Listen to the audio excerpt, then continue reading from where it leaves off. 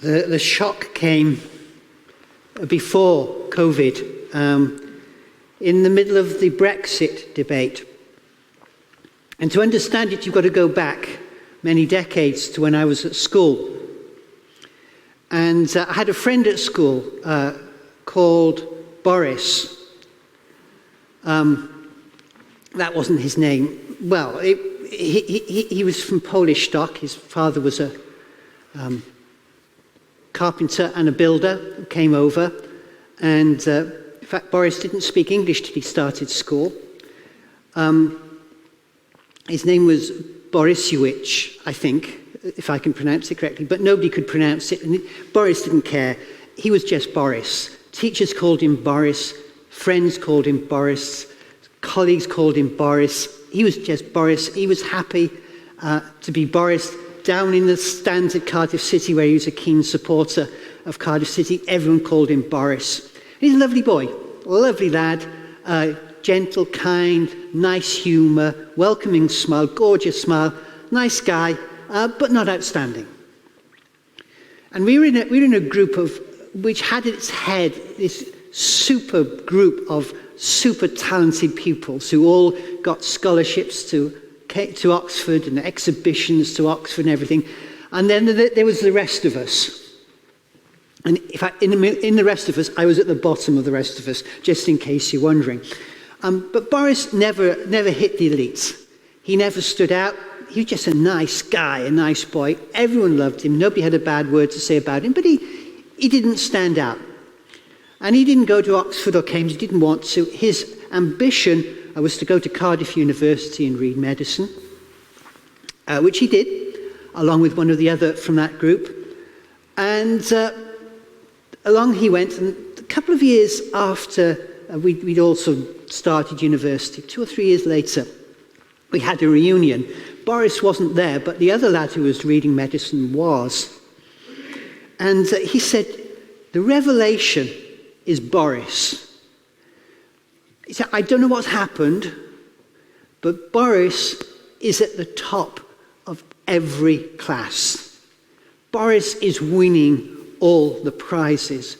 Boris is absolutely shining. You won't believe the transformation in that man. I was okay, fair enough. That was nice to know. It was good to know, because you couldn't begrudge Boris, a lovely guy. And that was it. I heard nothing more of Boris for over 40 years. And it was during the Brexit debate, they were arguing about the effect Brexit would have on scientific research and medical research in Britain. And suddenly, there, in the corner of my lounge on my television screen, was Boris. Same smile, same gentle sense of humour, same just welcoming personality, same guy, but no longer Boris. He was now on the screen, just brace yourselves for this. He was now Professor Sir Borisiewicz, Vice-Chancellor of Cambridge University, Chair of the British Medical Research Council. I'm thinking, what? What? And there he was. That quiet guy I'd sat next to in chemistry all through sixth form was now the leading scientist in the United Kingdom. And I was talking to one of my friends I go walking with, this retired professor of medicine. I was telling him this story, and he doubled up laughing. He said, oh, Boris, we all know Boris. And apparently he's still called Boris. Everyone still calls him Boris. And he still supports Cardiff City. But he has just turned into this giant of... he's retired now from Cambridge University, by the way. He's just retired a couple of years ago. But you can Google him. He's there. And he is just a great guy. You suddenly realise that the person you thought you knew, you didn't know. you didn't know. There was just something there that escaped you somehow. And certainly, I can assure you, we spent 2 years together in that chemistry lab, but none of us saw that one coming. And no one deserves it more, by the way. If you want to find out why he was given the knighthood, it's all there on Google. And so I just want to say two things this morning, because I'm not going to repeat the story of Jesus on the Mount of Transfiguration. We've just read it together. You've heard the story. But what does it mean? Well, I just bring two things out of it this morning. The first is this. I just want to say, wake up and sense the glory. Verse 22 says, I love this translation, when they were fully awake. When they were fully awake. Well, you know, they're up there on the mountain and Jesus is off on one again, praying, whatever. And what do we do now, guys? Well, you know, they probably say, how about a time of silent prayer? What a good idea. I don't know about you, but give me eyes shut, time of silent prayer. I'm asleep within 30 seconds. I'm not alone. I'm sure I'm not Andrew. And so there's so much humour actually in it. Luke writes with a lot of humour, but we're too serious to pick it up most of the time. But you know, they're just drifting off. They're gone. And then suddenly, Moses and Elijah appear, and there's Jesus transformed before them. And they're just going to miss the glory. When I was a little boy, my parents took us on a holiday to Lake Garda in Italy. And one day I took ill with some kind of tummy thing, and I really wasn't very well. But there was a firework display, the end of the week firework display that night. And I wanted to see it, but I was really very poorly. So they said, it's all right, Peter, we'll wake you up when the fireworks start and you can see them from the window. Which they did. And they woke me up, watched the fireworks from the window, put me back to bed, and the next day they said, did you enjoy the fireworks? And I couldn't remember seeing the fireworks at all. To this day, I don't remember the fireworks. And you can miss the glory, you know, you can miss the bangs and the whizzes. You can just miss something because you're not connected. Many a preacher, not the first, and I won't be the last to use this, it's quite often used by preachers in sermons on this passage, tell the story of two great poets from the beginning of the 19th century, Coleridge and Shelley. And they had two different approaches to a mountain, Chamonix in Switzerland. A mountain, again, my parents took me to when I was young and went up on a cable car. It's fantastic, just astonishing. But in 1802, Samuel Taylor Coleridge, who was one of the Romantic poets, wrote this about the mountain of Chamonix. O dread and silent mount, I gazed upon thee, till thou, still present to the bodily sense, did vanish from my thought. Entranced in prayer, I worshipped the invisible alone. From his poem, Hymn Before Sunset, which says, awake my soul. And that was the Romantic poet's view of this mountain. The mountain disappears, and all he sees is the presence of the God who created it. And he's overwhelmed by this spirit within nature, this power of the Creator God, the invisible, and he's overcome by it. 14 years later, Percy Shelley visited the Hotel de Londres in Chamonix, and he wrote this in the visitor's book. Percy Shelley, lover of humanity, Democrat, atheist. And they said, you know, one saw the glory and the other just didn't get it. One saw a nice mountain, the other saw God. And you can both look on the same thing, and one of you can miss the glory. One of you can miss the wonder. Something wonderful and yet happening, and you're missing it. Bob Dylan, during his religious phase, wrote a song called "Who Turned the Lights On?" And that's how it can be, you know. Suddenly, God is there.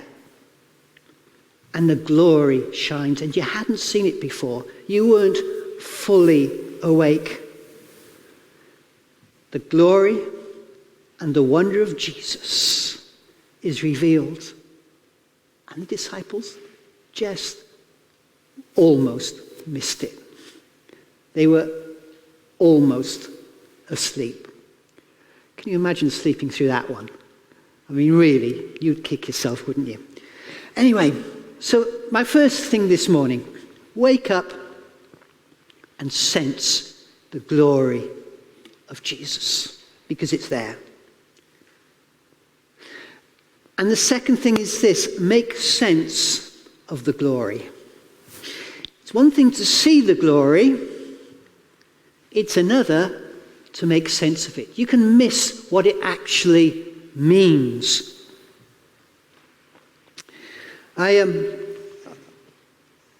As those of you who know me know and were bored to death by me using artistic examples in my sermons, but I like going to art galleries. And many years ago, there was an exhibition of Kandinsky at the Tate Modern. And I won't show you a picture because you'd just be distracted from what I'm saying. And they're quite difficult to understand, Kandinsky. He was a very abstract painter. And he believed that colours and shapes can change our emotion, can alter emotion. And before you laugh at that, try walking around a supermarket and asking you why the orange juice have orange circles on. And that's all been worked out by psychologists. They actually have fake supermarkets with different packaging. There's nothing in the packets. And they send people around with trolleys to choose which orange juice they do. And they see whether it's square, orange squares, orange circles, or orange ovals that attracts people. And that's what goes on the packet. There's an entire industry based on what Kandinsky discovered 100 years ago, which is that shapes and colours can move us and transform us. But there was more to Kandinsky than that, because he believed there was a harmony in nature.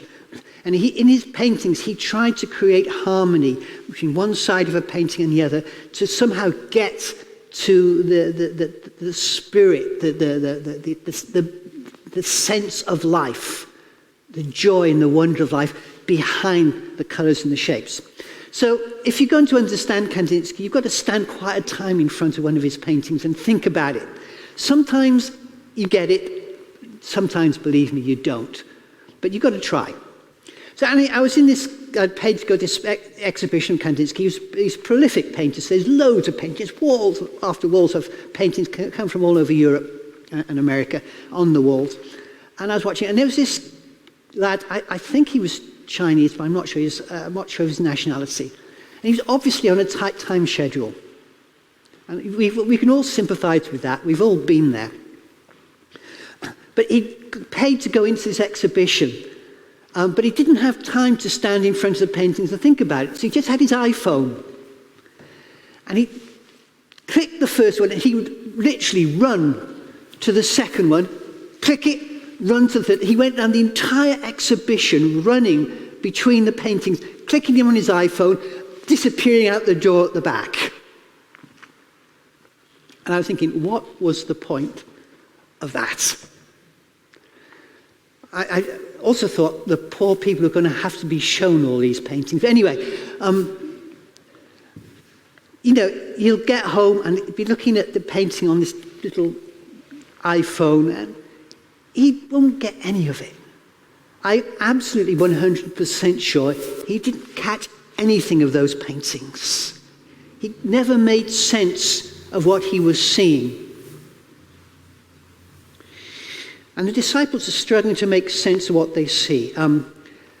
Esther van der Waal, the theologian, says that sometimes we're like people who go around art galleries, and that we can be like people who look at the little plaques. But do you do that? You go to an art gallery, you've got the painting in front of you. There's Van Gogh, but you're not looking at Van Gogh. You're looking, or Van Gogh, isn't it? You've got to pronounce it these days. I'm outdated. I'm just an old dinosaur. You're looking at this Van Gogh painting, but you're actually reading the plaque that says Starry Night Van Gogh painted such and such. You actually don't take the picture in. You're just kind of trying to write the plaque or make sense of it. And if I'd written that plaque, I'd written something else on it. And we miss the wonder of the art that we're seeing. And the disciples, they see Jesus in his glory. They've woken up to actually see it. And now they've got to make sense of it. And this is where it all goes wrong. Again. There was, some theologians think, a belief that when the Messiah came, it would be during the Feast of the Tabernacles. And that, they think, was based on Zechariah chapter 14 and verse 16, which says, "Then the survivors from all the nations that have attacked Jerusalem will go up year after year to worship the King, the Lord Almighty, and to celebrate the festival of tabernacles." And some people had in their mind fixed Feast of Tabernacles and the Messiah.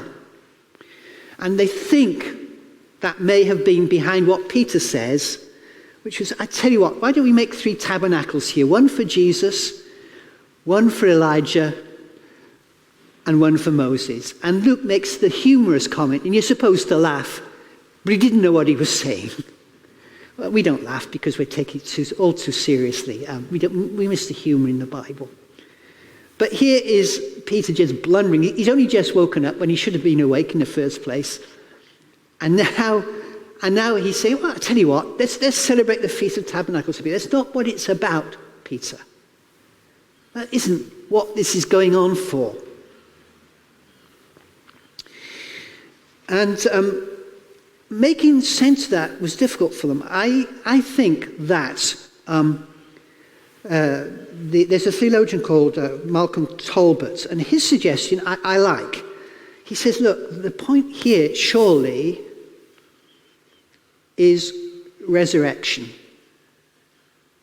Jesus has been talking, telling his disciples off and on through his ministry that he is destined to die and rise again on the 3rd day.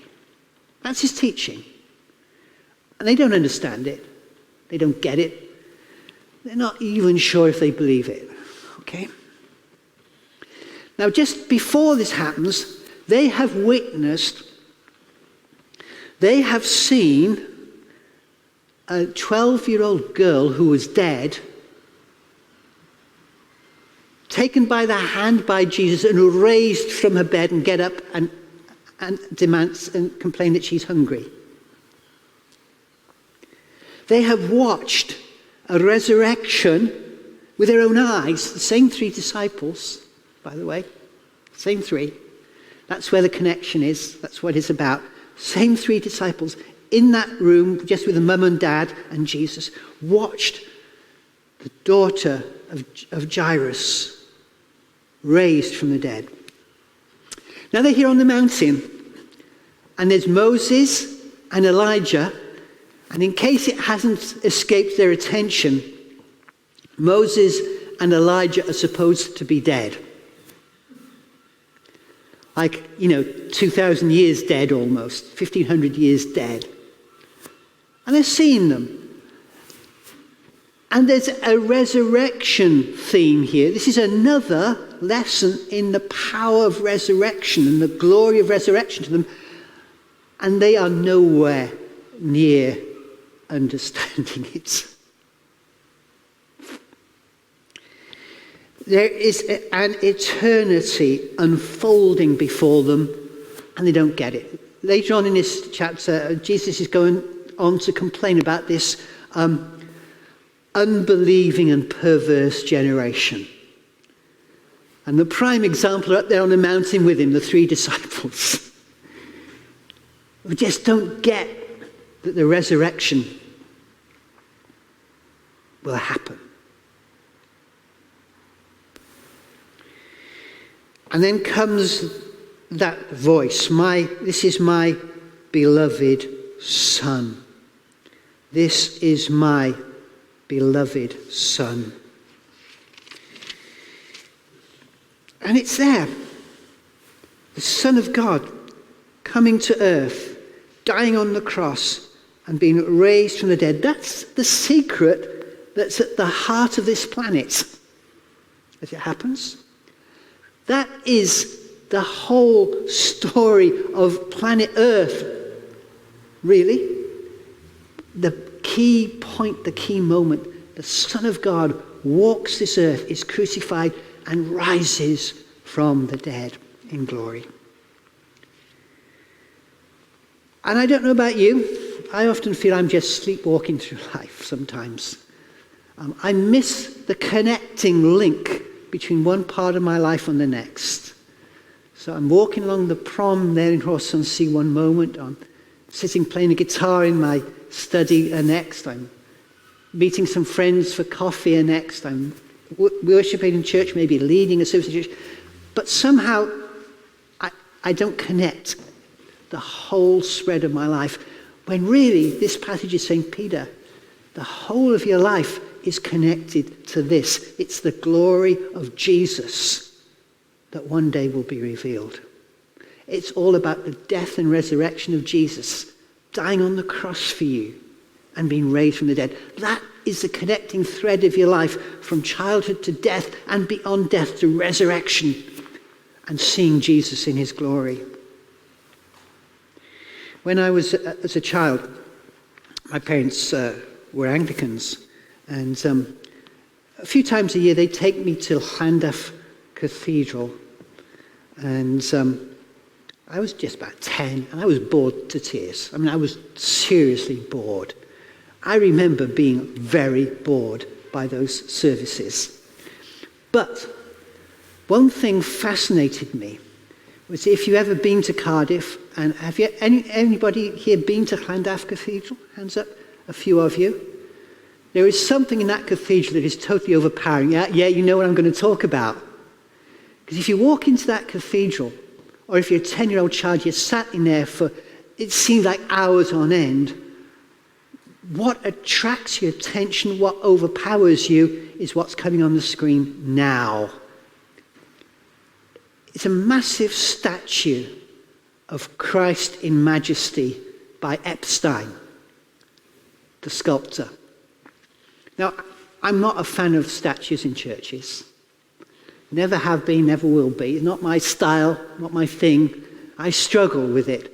But I can tell you, as a 10-year-old child, that statue kept my attention for hour upon hour in that cathedral. I forget everything else, but I remember that statue of Christ in majesty. It's called, my parents said, Peter, that's the Majestus, and it's by Epstein. I'd never heard of Epstein before. I've seen many of his sculptures since, and they're amazing. But that's the Majestus, that's Christ in glory. And believe me, when you're a 10-year-old sat in front of that phenomenal piece of art, it really is overpowering. And it overshadowed that service. In fact, it seems, looking back, like it overshadowed my childhood, but in a good way. It was going to be years before I had a full encounter with Jesus properly in my life, by the way. But up to that point, my encounter came through just that image of Jesus in glory. And I think, there are worse images to have in your mind than that. Because our aim in life is not a little talk with Jesus. Our aim in life is to see Jesus when he is revealed in his glory. And that is where our life is headed. That is what we want to see. That is what we want to know. And yet, there's a lot to happen before then. But what this passage is telling us is this. This is the meaning of our life. This is the destiny of our life. It is the glory, the wonder of Jesus, Son of God, crucified, resurrected, coming in glory, where we will meet him and worship him. And if you ask me what I want to see in life, most of all, it's not the Taj Mahal, it's not the Grand Canyon, it's not the Great Wall of China, it's not the Niagara Falls, it's not the Victoria Falls. What I want to see is the glory of Jesus revealed. The band would just join me, please, on the platform. Let's bow our heads and pray.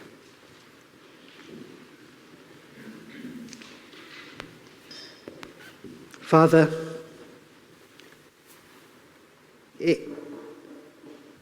it's going to be wonderful to be overshadowed and overpowered by the glory of Jesus. To fall at his feet and to just let his glory shine through our life. And we pray, Lord, that this glory might shine into our existence on this drizzly, overcast day in Bangor. Lord, be the thread which links every moment of this day. That the glory of Jesus, which is our destiny to see and to participate in, might overwhelm us, even in the quiet moments, even as we're drying dishes or hoovering the floor or going for a stroll or settling down in front of the television. Lord, may that glory of Jesus overshadow and shine into our lives. Amen.